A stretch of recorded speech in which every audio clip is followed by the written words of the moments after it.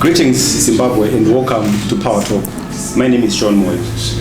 On the program today we host the president of the MDC, Advocate Douglas Mwonzora. Advocate, welcome to the program. Thank you very much. It is always a pleasure to be invited to your studio. Thank you so much for giving us our time. And going straight into it, Mr. President, you just had a press conference just now where you were speaking on a variety of issues. But key amongst those was the rumored constitutional amendment that seeks to lengthen the term of presidency for the president, the current president. What's your take again on that, if you may want to upload Zimbabweans with your position? What is important is that Zimbabwe has a constitution that was adopted in a referendum of 2013. In terms of that constitution, a president cannot rule forever. They have a limited term of office. And the constitution is very, very clear that the term of office is 5 years, renewable once if the president is re-elected. Once a person has been re-elected twice for a period of a total of 10 years, they are ineligible to stand as president. The same clause applies to parliament. The life of parliament is given as 5 years, although the parliamentarians themselves don't have a limited term, but they have to be elected every 5 years. What the current amendment seeks to do is to two things that it seeks to do.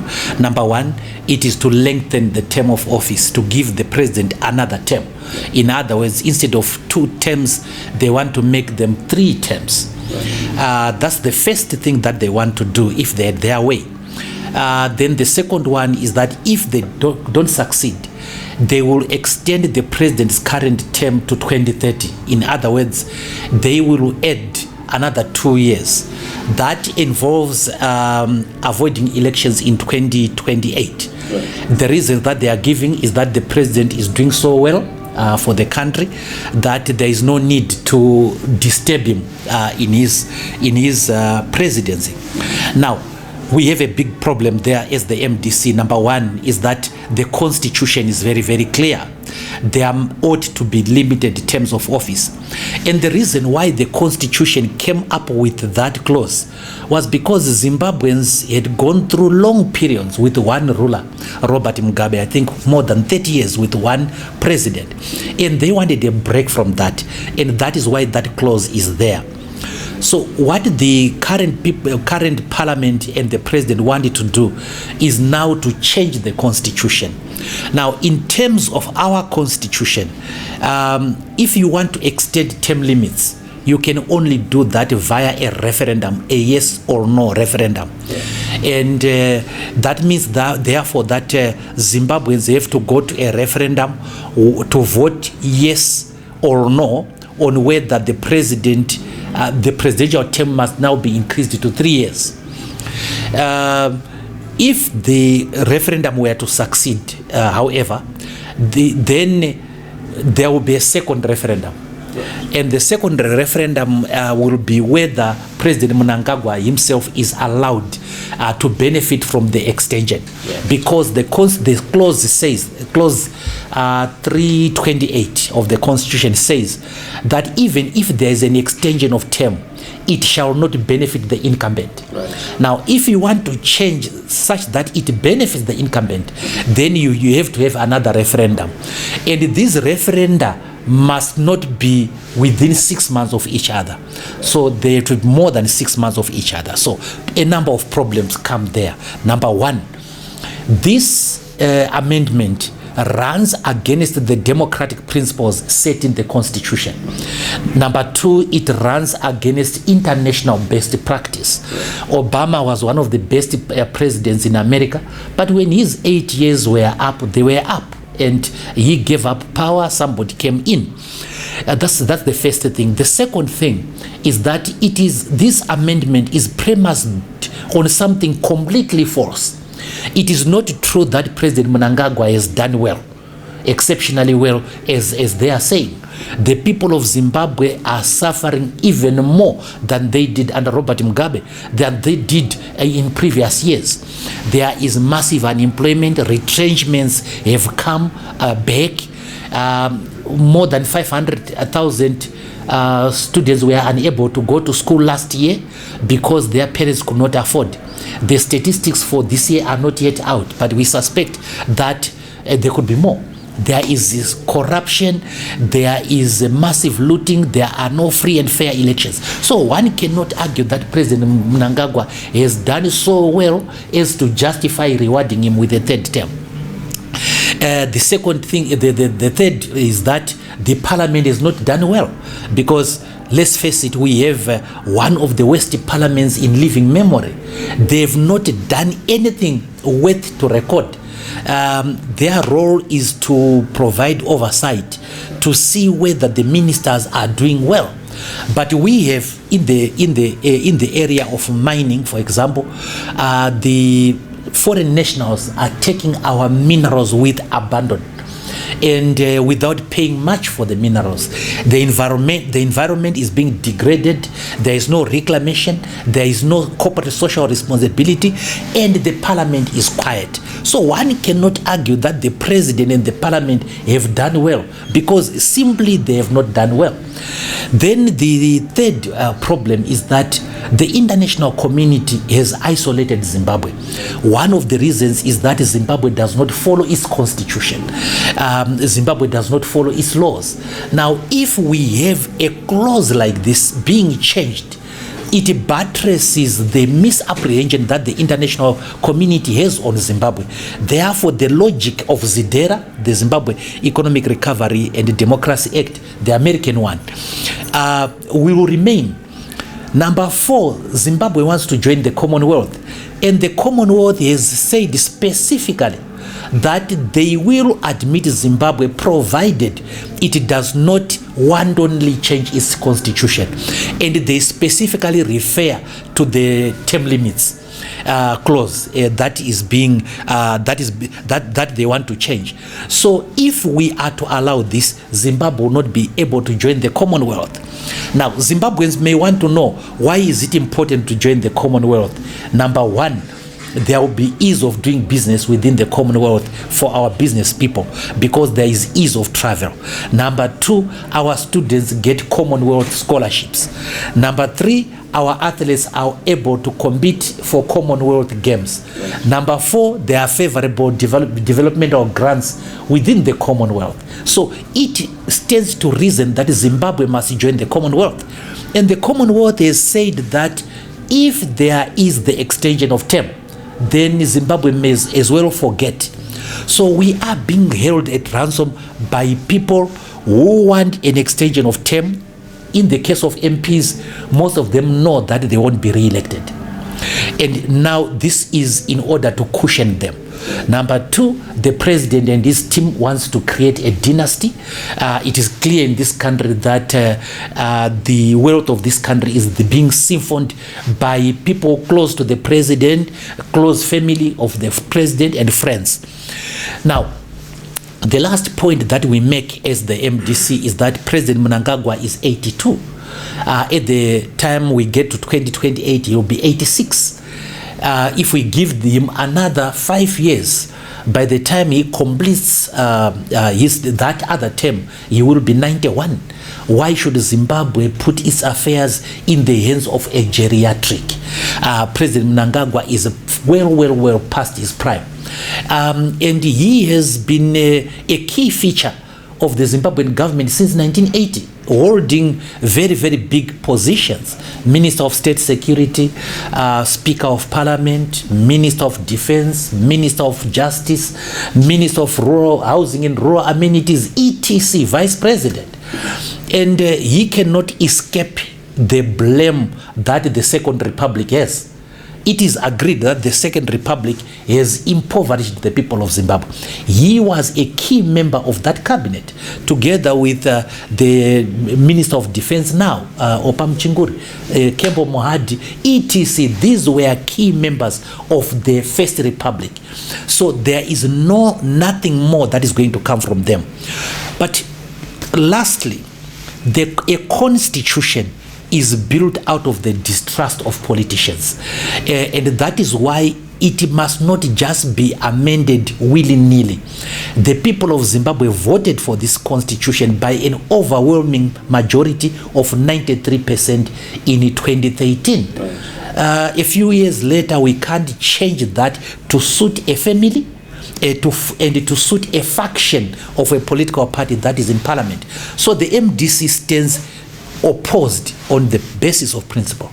Right. On the part you just said of not amending the constitution to suit a particular faction or perhaps family or political entity, I remember when you were the head of the MDC parliamentary team when you were still in parliament at the last parliament, when you had the MDC Alliance, you were part of the team that supported the amendment of the constitution that included the removal of the vice presidential candidature, running mate, and also that included the abolition of the term limits for the Chief Justice. So that then benefited the current Chief Justice, Luke Malava. So you were part of that team that enabled the amendment of the constitution. So how now are you opposed to this amendment when you supported a previous sort of similar amendment? The main critical difference between the amendment you are talking about and the current amendment is that the current amendments are meant for the benefits of the MPs and for the benefits of the president. In other words, they are meant for the benefits, individual benefits of the lawmaker.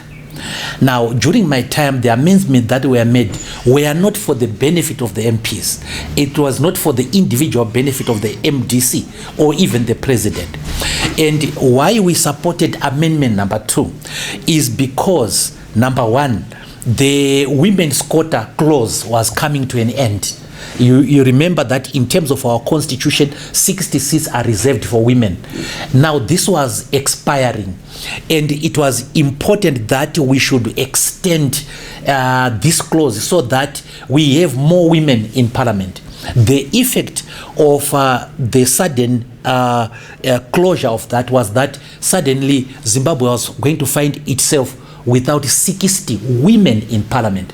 So we wanted women in parliament, and again that amendment was for the benefit of women in Zimbabwe, not for the individual benefits. Number 2, this amendment introduced the women's quota in council.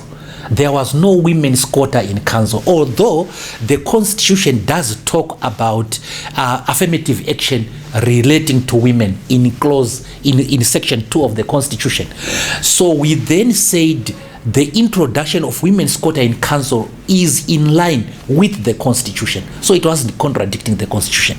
The third one was that the amendment introduced a youth quota in parliament. It is critically important that the youths are represented in the highest decision-making bodies of the country.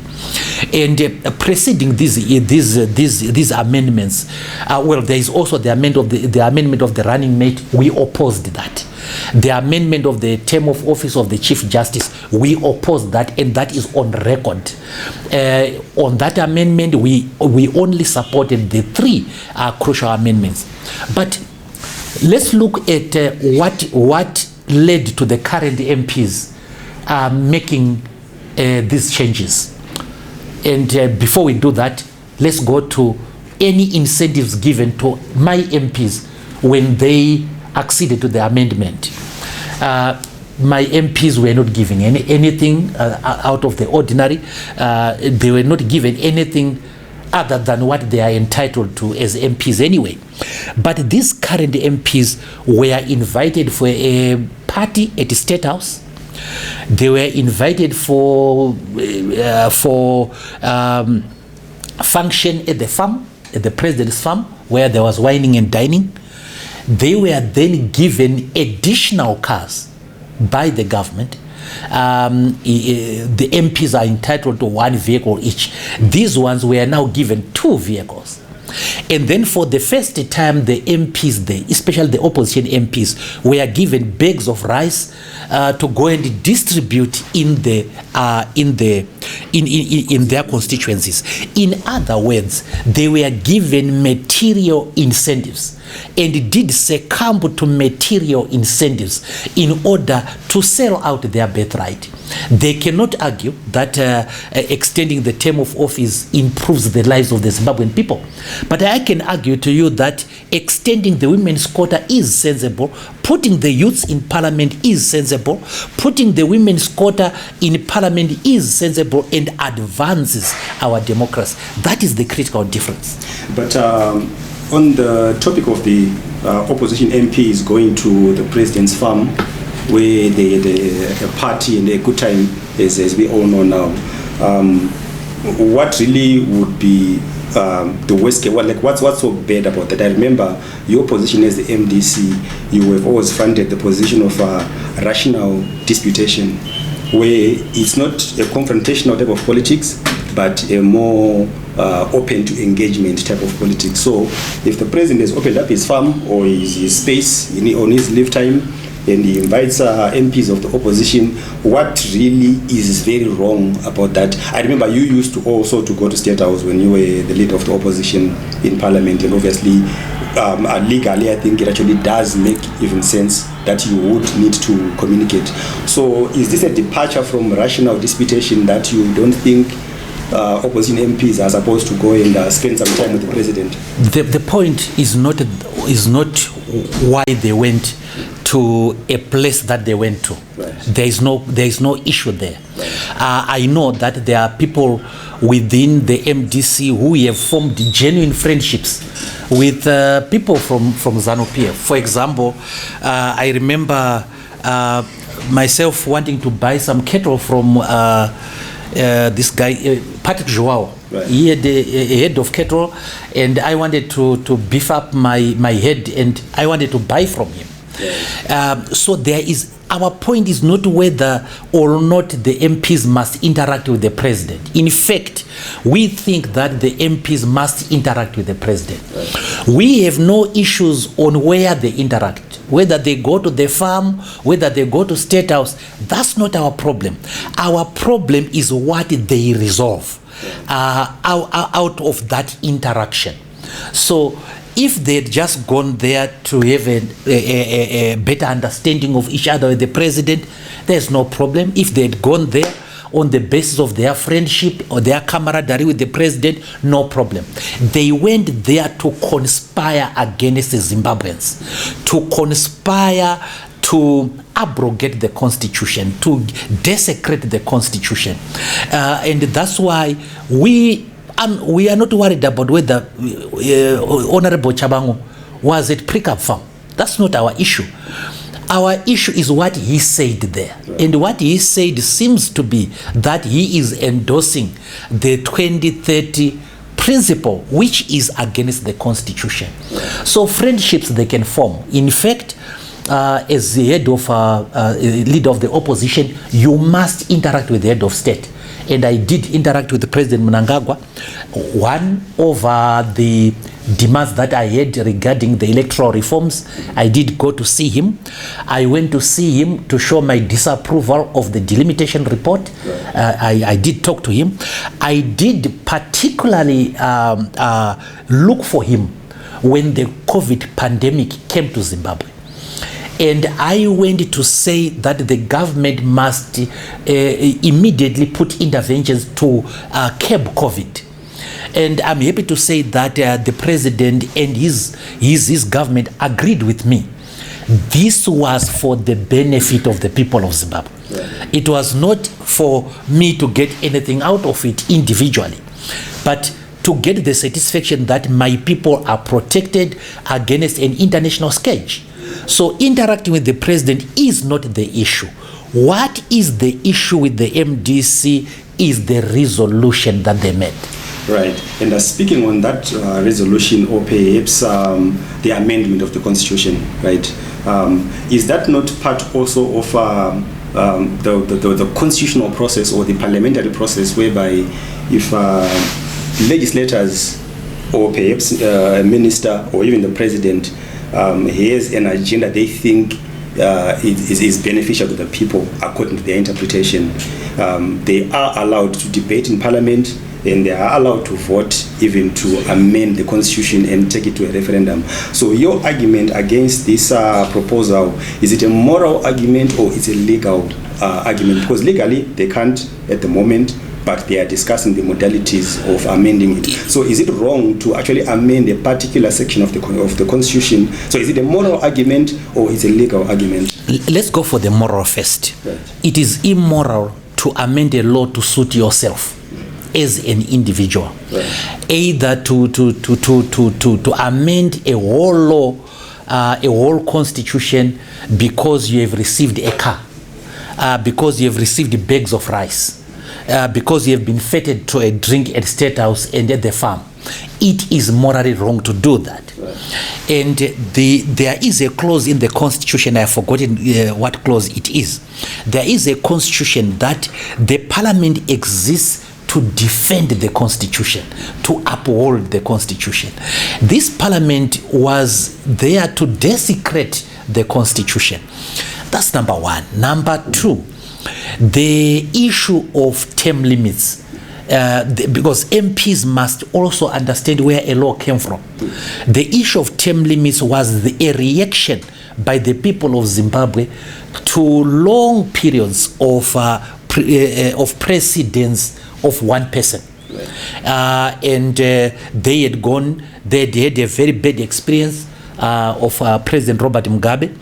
Now, what this amendment does, Sean, is to reinstate the position that was there in the First Republic. And you have a president who continues presiding over the affairs of the nation even when he is past his prime.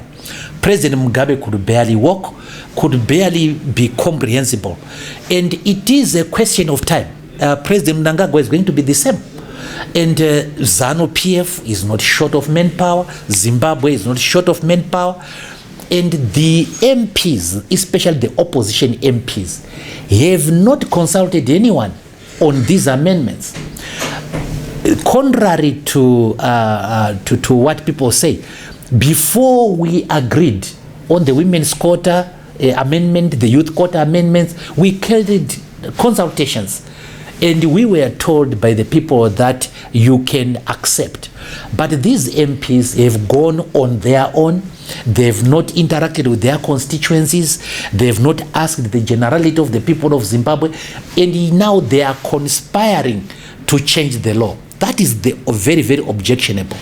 And what they are doing is what has been rejected in other countries. President Abdoulaye Wade of Senegal wanted to change the term limits. Right. The people of Senegal refused. President Chiluba of Zambia wanted to do the same. It was refused. And I think there was another president who tried that again. And it was rejected by his people. Why Zimbabweans are going to where others are coming from leaves a lot to be desired. Had Zimbabweans been a contented lot, in the sense that people were affording school fees, people were able to afford basic necessities of life, there was service delivery in the cities, houses were not being demolished, in fact houses were being constructed, then you can say that there is a benevolent dictatorship. But there is a malevolent dictatorship. So we stand opposed. There is no reasonable basis. By the way, this is no ordinary clause. This is a clause that is protected by the Constitution. Right. It is made very difficult to amend. Now, what they want to do, which is a cause of concern to us, is that they are now talking about ways to avoid the referendum. Now they want to look for ways to say, can we effect this amendment without referendum? Because they fear that during the referendum, the people of Zimbabwe are going to reject them. They are going to reject their machinations. So this is an unholy alliance between the CCC and the ZANU-PF. Most importantly, it is self-serving and it cannot be allowed.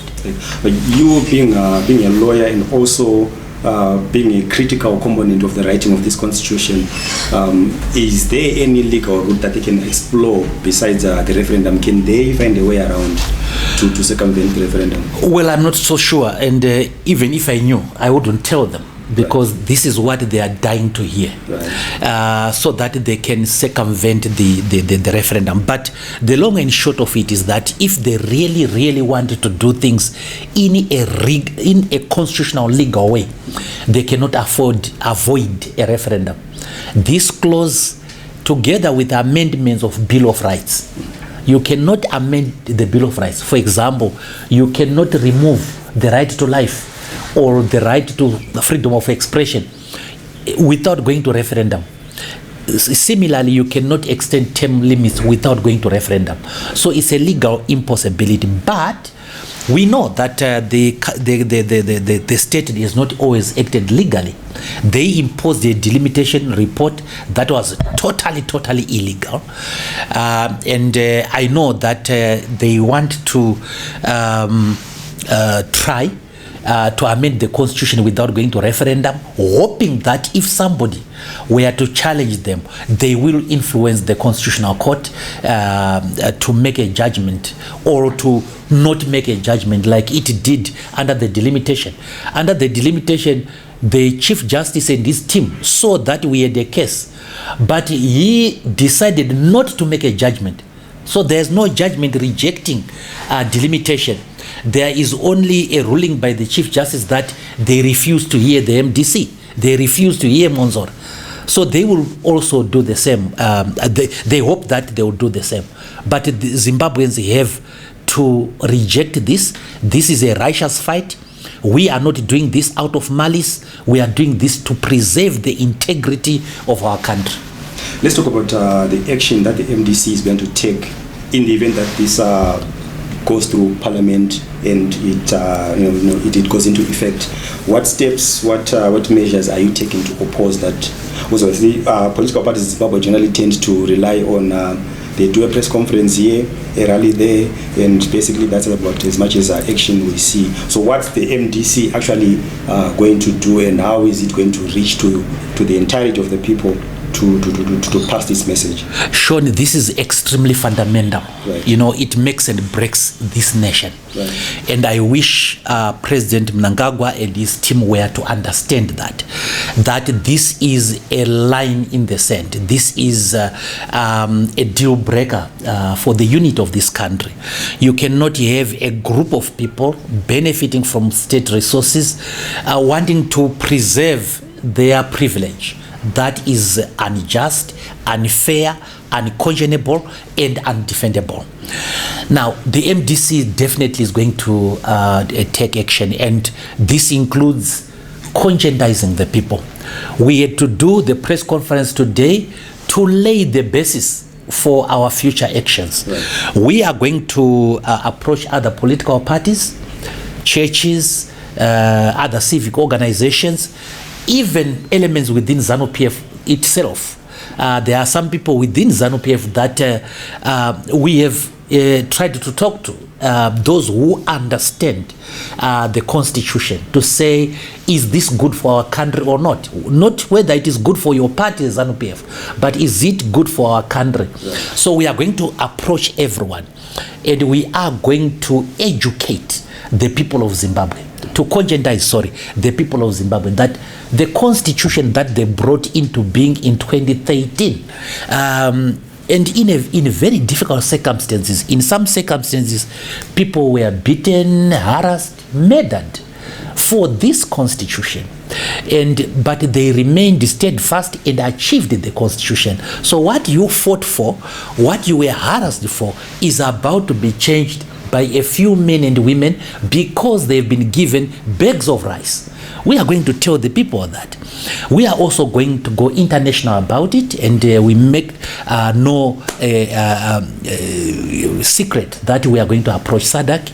We know President Mnangagwa is the chairperson of SADC, but we are going to approach SADC. Whether he's the chair of SADC or not, he is going to receive a letter from me. He is going to receive a letter from the groups.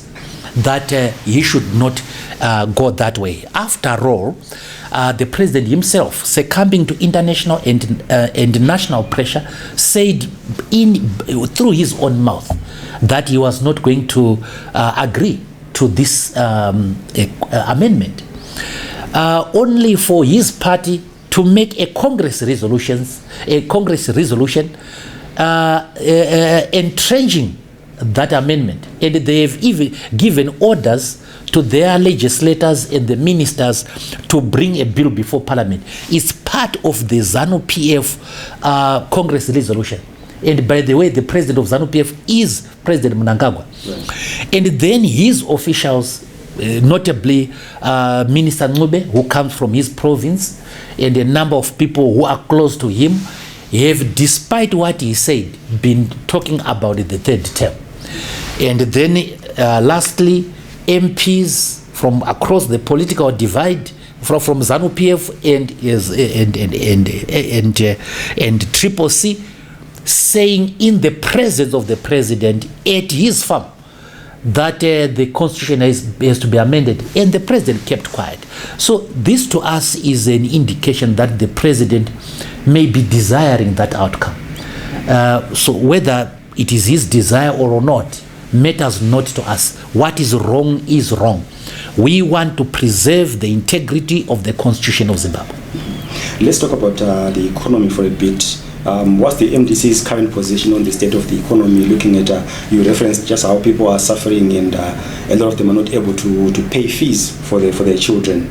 What is the MDC's message to the people of Zimbabwe, and more so, what action could you possibly take to also look like you are playing a part in helping solve that situation? Zimbabwe is sliding back to the days of before 2008, before the inclusive government, where massive retrenchments were taking place.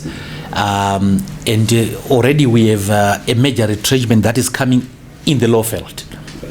I think it is Triangle Private Limited, which has been employing thousands and thousands of people, mostly from the law field. And it is going to retrench. It has indicated that it is going to retrench the people. So there is massive retrenchment that is coming. Now, the Zimbabwe is very, very rich. It has gold, it has platinum, it has lithium, it has literally all minerals that can be found on this earth. They are represented in Zimbabwe, but they are in the hands of a few. They are being taken by foreign nationals, siphoned out with the concurrence of a corrupt ruling elite. So we must get rid of corruption. That's number one. We must invest where the big companies, big business, employing thousands of people is in danger of collapse. Governments normally intervene. During the time of Obama, there was an economic collapse in America, which affected big business. The government had to intervene through the Federal Reserve to make sure that those companies were kept afloat, so that the employment could be preserved. We need to do that again in Zimbabwe. But also in Zimbabwe, we need to set the politics, to get the politics right. We are under international isolation because of our poor politics.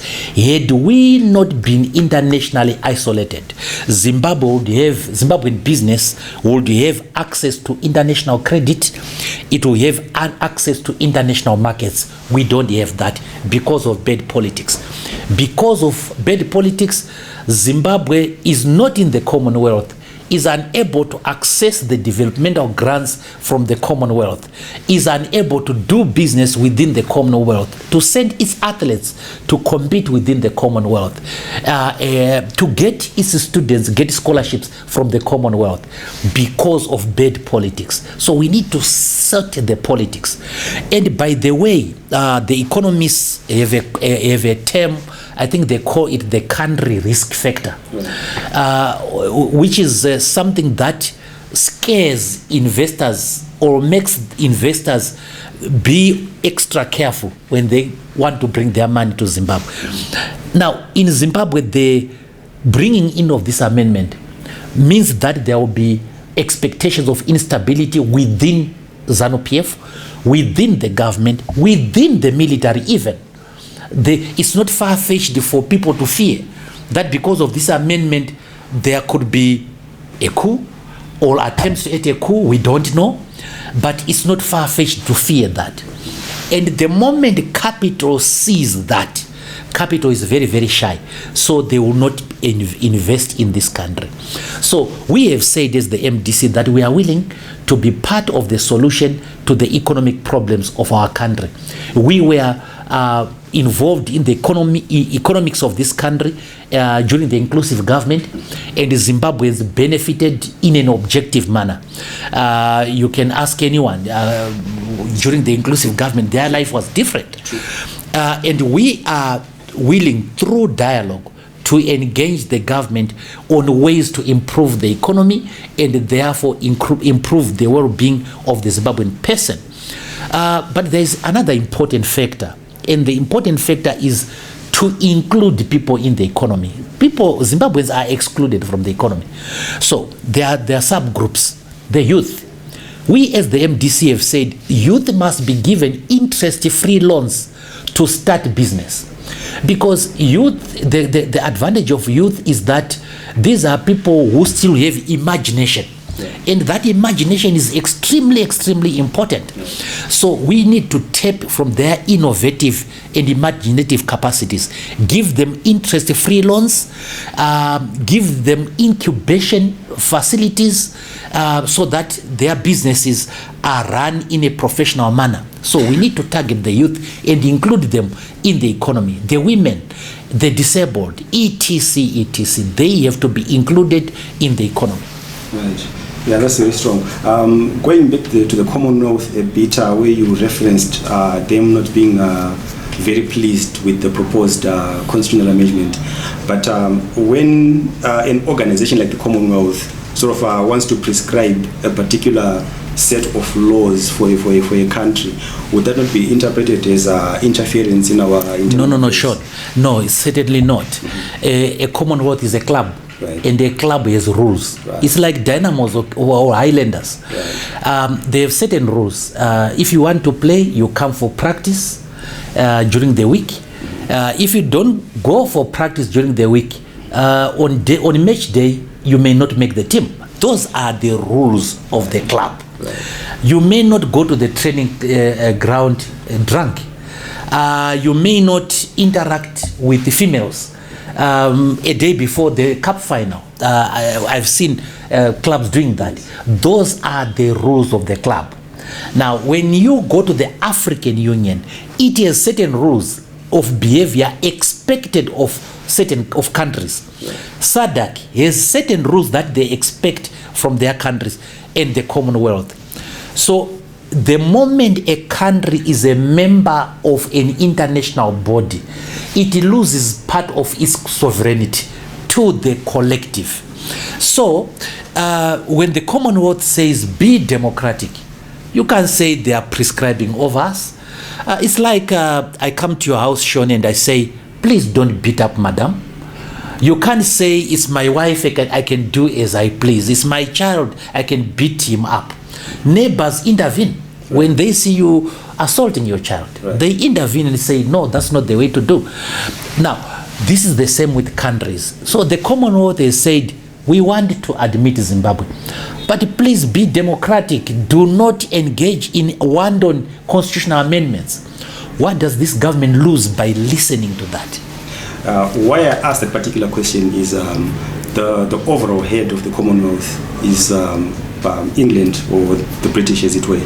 And the British, their head of state is not elected. There is no democracy in there. The king now is not subject to a democratic consensus.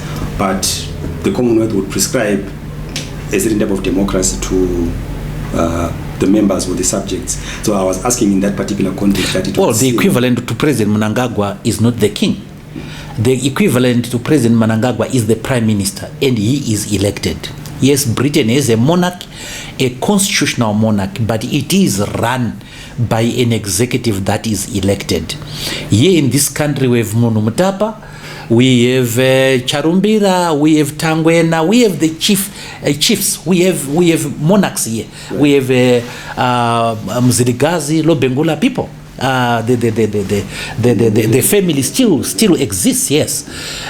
It's there and it has to be respected. But this institution, the president, is not a member of a royal family in any way. Maybe in his clan, maybe he is, but he is not in that position as a result of his royalty. He is in that position as a result of being elected by the people. And when the people of Zimbabwe elected him, they gave him a timeline. They gave him a mandate to run their affairs for 5 years. They are abusing that by trying to extend their mandate. The Triple C was elected into parliament for a period of 5 years. That's what the people said. And now they are saying, yes, you gave us 5 years, but we are going to give ourselves an additional 2 or an additional 5. That is stealing from the people. That is taking away the sovereignty of the people. Because, Sean, there is a concept called the sovereignty of the people. The right of a people to decide on how they want to be governed. Not the right of the governors to decide how they want to govern the people. It should be the other way around.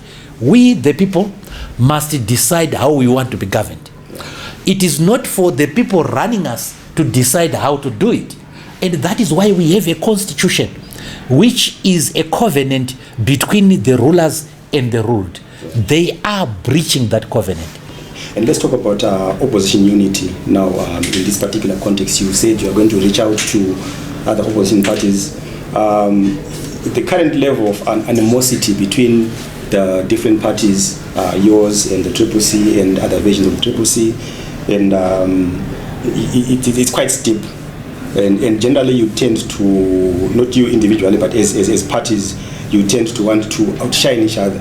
So what's the prospect of you being successful in actually bringing together a sort of a coalition of the opposition to speak with one voice? There will be no unity between us and the Triple C if it continues pushing the agenda of term limit extension.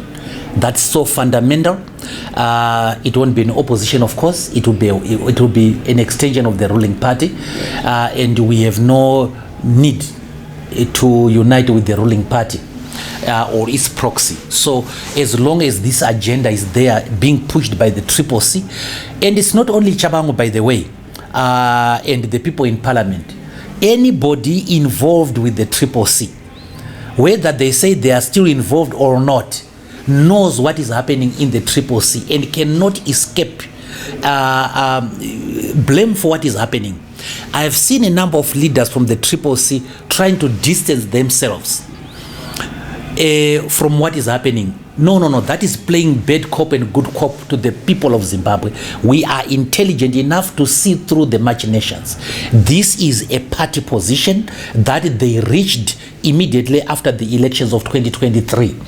And some people may have thought that Zimbabweans were going to be very harsh and may have wanted to sort of be seen to be away from that action. But this is a position of the Triple C. But there are elements, of course, within the Triple C itself, elements within the broader opposition who see the things the same way we see. So we are going to engage them to say we need to preserve our constitution. The day for individual competition is going to come. Of course, we know that there are some people within the Triple C mostly who were criticizing Thokozani Kupe for having gone to the farm, but who were the first to be at the farm now. And at least when Thokozani went to that farm, she never advocated for the third term. These people have even gone further to the further left of Thokozani Kupe, and they are within the Triple C. So we are going to engage all political parties to say they should come and we should reason together, as they say in Isaiah, come and let's reason together. and resolve the national conundrum that Zimbabwe is facing right now. So we will be engaging parties in NERA. We will be engaging the CCC as long as it abandons this agenda. Mr. President, I have last two questions before we close. The first of the last would be going back into the issue of benefits that you referred to, that the current parliamentarians got benefits. That's why they're endorsing the 2030 agenda. When you were still in Parliament and the head of the Parliament, you were reported to have benefited by way of having a farm, and you also got a Mercedes-Benz car. Would you want to clarify that to Zimbabweans? Yes, you don't seem to have double standards. I want to clarify to the people of Zimbabwe, I did not get a farm because I was in Parliament. Right. No. I started farming in 1998 on that piece of land. And I did not get land because I was a member of Parliament. I got land because I was a Zimbabwean who was eligible and who had proven farming experience. If you come to my farm right now, you see we are doing fantastically well. We are doing sheep, we are now doing trout, we are doing cattle, and so on. We are being productive. So this is not as a result of the benevolence of ZANU-PF. And then let's go to the cars. When you are in Parliament, you get a car, because those are the terms of the conditions of service. If you are a minister, you get the Mercedes-Benz, you get the off-road. And these people who are criticizing me now, most of them were ministers in the inclusive government.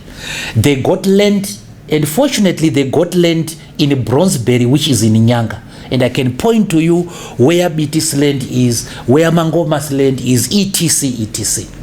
They got the ministerial Mercedes-Benz.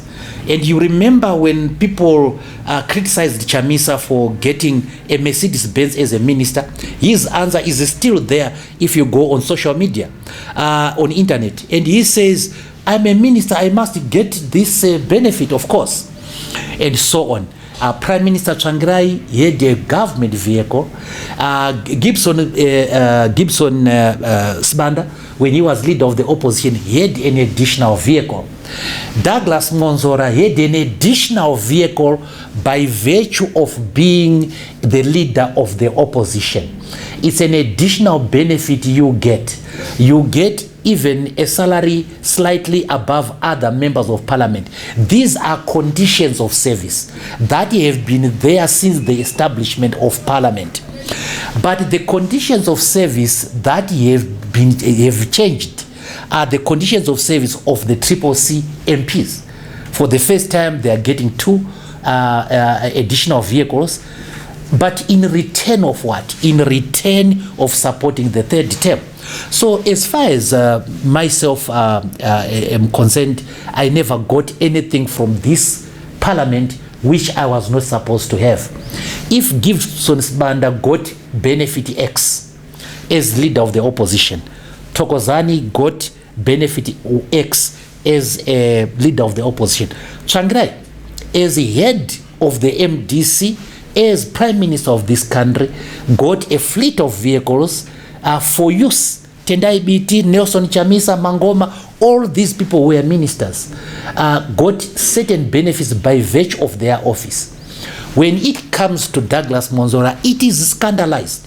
Why does Mwonzora have a Benz?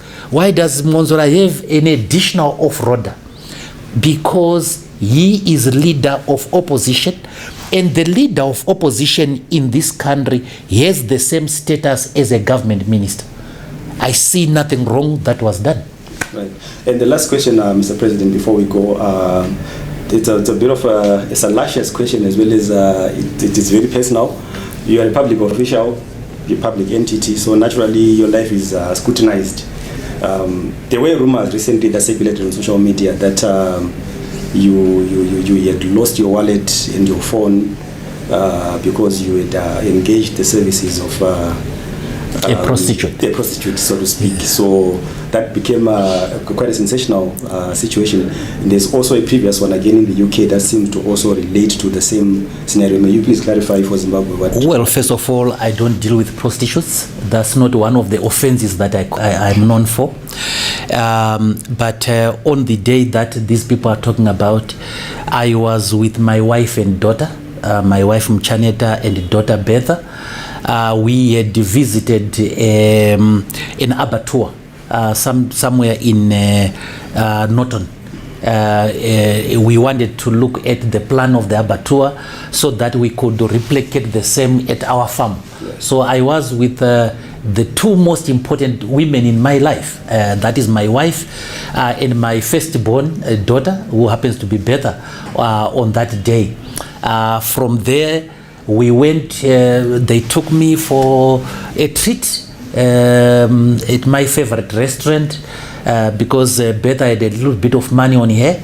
And then we went home. The following day, we were told that I was at a lodge. The lodge was not mentioned. It was not given. And that there was this issue of the prostitute, and there was this amount of $2,450 that I had been dragged and so on and so forth. That was completely false. But regarding the issue of, and it's also meant to break people's families. Fortunately, I was with my wife and my daughter on that day. And then the issue of the United Kingdom, of course, this was the Triple C trying to embarrass me before the horse. That's why, can you imagine a man coming to a man's room at 3 a.m. in the morning?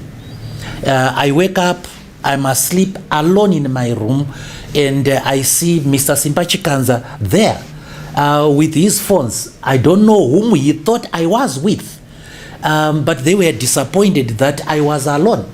And in a way, you know, that was in a way good for me, because it showed my wife and my family that I'm a faithful husband, and I was alone. So this is meant to scandalize you. Of course, you heard about people saying my property has been taken. They try to portray me as a person who is irresponsible, a person who is who probably has nothing. And sometimes it's done by people who have visited my house. We have visited my farm, we have visited my places of business. I am a business person, I am a farmer, I am an intellectual, I am a lawyer, I've run a law firm, and so on. This is what they are going to do, and we expect worse things to be said about me. They said things about Tsvangirai, and they are trying to scandalize. But fortunately, the people who matter in my life saw that it was a lie. Even members of my political party said, why is the lodge not being mentioned? Because they knew that if they mentioned a lodge, the lodge owner was probably going to say it's false. But we know the people who wrote that. That was written by people I am in conflict with over the control of the MDC.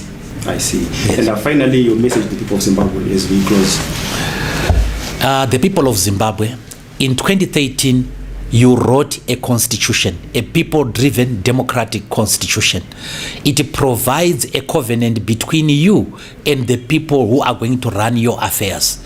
This constitution was voted for by 93% of our people. Some people want to change it to suit their own ends, to suit their material needs. They want to change the constitution in order to establish a dynasty in this country, and in order to usurp legislative authority that is a preserve of the people of Zimbabwe. We must unite. We must work together to make sure that the integrity of our constitution is preserved. We must work together to make sure that the future of our generations is going to be preserved, to make sure that the lot of the youth in this country is alleviated. We need youth in business. We need women in business. We need women in the economy. There are so many challenges that I know you are facing. Some of you were not able to send your children to school because you could not afford. Some of you who are employed are getting next to nothing. You are living below the poverty datum line. We want to change that together. So please be with us when we come to you over this important issue about the desecration of our constitution. It is up to me and you to make sure that we make Zimbabwe a better country. We are not engaging in this because we hate anyone. No. As they say, it's not because I love MDC less, or love ZANU-PF less, or love Mnangagwa less, or love Chamisa less, but I love Zimbabwe more. Thank you very much. Thank you so much, Zimbabwe, for watching. Catch you on the next program.